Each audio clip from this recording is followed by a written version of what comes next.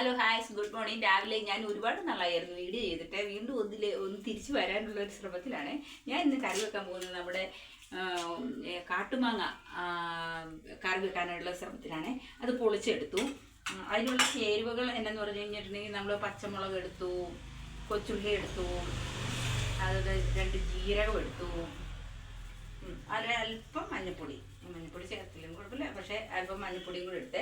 എന്നിട്ട് നമ്മൾ കടുക് പൊട്ടിച്ച് ഈ മാങ്ങായ ഞാൻ ഇന്ന് വേകാനായിട്ട് ഇടുവാണേ. വേകാനായിട്ട് ഇട്ടിട്ട് കാരണം ഗ്യാസ് ഇല്ലാത്തതുകൊണ്ട് ഭയങ്കര പ്രശ്നമാണ്. അപ്പം ഞാൻ എല്ലാം അടുപ്പിൽ തന്നെയാണ് യൂസ് ചെയ്യുന്നത്. അപ്പോൾ ഈ സംഭവം എന്നാ ചെയ്യേണ്ടത്, നമ്മൾ ഈ അരയ്ക്കാനെടുത്ത സംഭവങ്ങളൊക്കെ നമ്മൾ നന്നായിട്ട് അരയ്ക്കണം. നല്ല വെണ്ണ പോലെ അരഞ്ഞ് കിട്ടണം. മാങ്ങ വേകുമ്പോഴത്തേക്ക് ഞാനിത് അരച്ചെടുക്കുവാണേ.